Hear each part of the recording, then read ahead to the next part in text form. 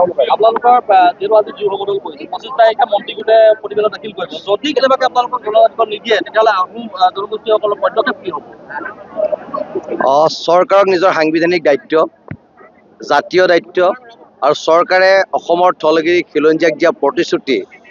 সোঁৱৰাই দিবৰ কাৰণে আজি ৰাজপথৰ আন্দোলন হৈছে আৰু অসমৰ ইমূৰৰ পৰা সিমূৰলৈ সকলোৰে একত্ৰিতভাৱে এটা কথাই কৈছে যে অসম আৰু অসমীয়া ৰক্ষা কৰাৰ স্বাৰ্থত উঠি অহা নৱপ্ৰজন্মৰ সুৰক্ষিত ভৱিষ্যতৰ স্বাৰ্থত অসমৰ সম্পদ অসমৰ বায়ুডাইভাৰ্চিটি অসমৰ ৰাজনীতি অসমৰ অৰ্থনীতি অসমৰ সমাজনীতি আৰু অসমৰ ভাষা সকলো সুৰক্ষিত কৰিবৰ কাৰণে অসমৰ 6টা জনগোষ্ঠীক জনজাতিকৰণৰ মাধ্যমেৰে অসম অসমীয়া হৈ থাকিব লাগিব তাৰ প্ৰতিশ্ৰুতি তেখেতলোকে দিছিল গতিকে সেই প্ৰতিশ্ৰুতি পূৰণ কৰিবৰ কাৰণে আজি ৰাজপথলৈ আমি সকলো ওলাই আহিছোঁ আৰু 26ৰ নিৰ্বাচনৰ আগত চৰকাৰী যদি প্ৰতিশ্ৰুতি তেখেতলোকে যদি পাহৰি পেলায় আৰু জাতিটোক যদি দুৰ্ভোগৰ মাজলৈ ঠেলি দিয়ে আৰু বাংলাদেশী চৰণীয়া পথাৰ তেখেতলোকে কৰিব বিচাৰে তে জাতি কৰা প্ৰতাৰণাৰ উচিত প্ৰত্যুত্তৰ 26ত নিশ্চয় জাতিয়ে দিব যেহেতু আহোম জনগোষ্ঠীয়ে দুটাকৈ মুখ্যমন্ত্ৰী পাইছিলে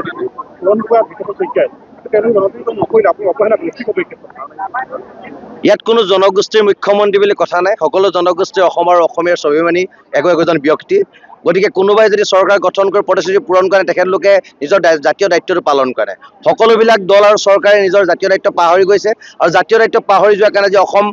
বাংলাদেশী ৰম্যভূমি হৈছে বহিৰাগত আগ্ৰাসনৰ অসমৰ মাটি অসমৰ সম্পদ অসমৰ বায়ুডাইভাৰ্চিটি সকলো তেখেতলোকৰ হাতলৈ গুচি গৈছে আৰু সেইকাৰণে আমি শংকিত হৈ পৰিছোঁ আমি শংকাত আছোঁ আৰু 6টা জনগোষ্ঠীৰ জনজাতিকৰণৰ মাধ্যমেৰে অসম আৰু অসমীয়া সুৰক্ষিত ভৱিষ্যতৰ স্বাৰ্থত আমি জনজাতিকৰণ বিচাৰিছোঁ এই যিটো আন্দোলন এই আন্দোলন কোনোবা জনগোষ্ঠীৰ বিৰুদ্ধে হোৱা আন্দোলন নহয় কোনোবা জনজাতিৰ বিৰুদ্ধে হোৱা আন্দোলন নহয় আমি সকলো একত্ৰিতভাৱে ভাতৃত্ববোধেৰে অপশক্তিৰ বিৰুদ্ধে যুঁজিবৰ কাৰণে আমাৰ শক্তি লাগে আৰু সেই শক্তিটো দিবৰ কাৰণে 6টা জনগোষ্ঠীক আমি জনজাতিকৰণৰ মাধ্যমেৰে অসমখন সুৰক্ষিত কৰিব বিচাৰিছোঁ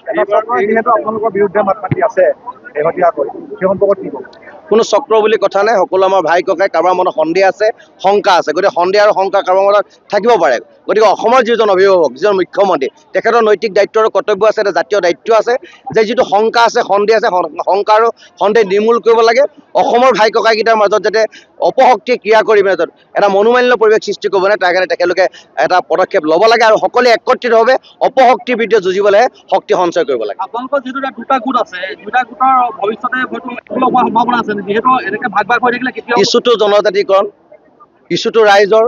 প্ৰতিবাদ ৰাইজৰ গতিকে তেনেকুৱা ধৰণৰ আমি ব্যক্তিকেন্দ্ৰিক কথা বতৰা আমি নাপাতো সময়ত সকলো ৰাইজে যদি আমি আশাবাদী হ'লেন তেতিয়া ৰাজপথ উত্তাল নহয়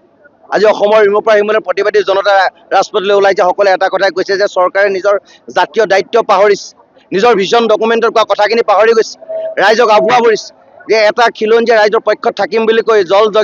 জল জমিন জংগল সুৰক্ষা কৰিম বুলি কৈ তেখেতলোকে সুৰক্ষা কৰা নাই সেইকাৰণে ৰাইজ খুব আছে খঙত আছে আৰু ৰাইজে খুব আৰু খঙত আছে তাৰ প্ৰতিফলন আজি মৰিয়নি ঘটিছে সেইকাৰণে ৰাইজ ৰাজপথলৈ ওলাইছে গতিকে চৰকাৰৰ ওপৰত আস্থা বিশ্বাস সেই কথাবিলাক নাহে চৰকাৰে জাতীয় দায়িত্ব পালন কৰিছে তাৰ কাৰণে আন্দোলন হৈছে আন্দোলন হ'ব যিকোনো খবৰৰ বাবে যোগাযোগ কৰক 7099017330 লগতে 7099017110 নম্বৰত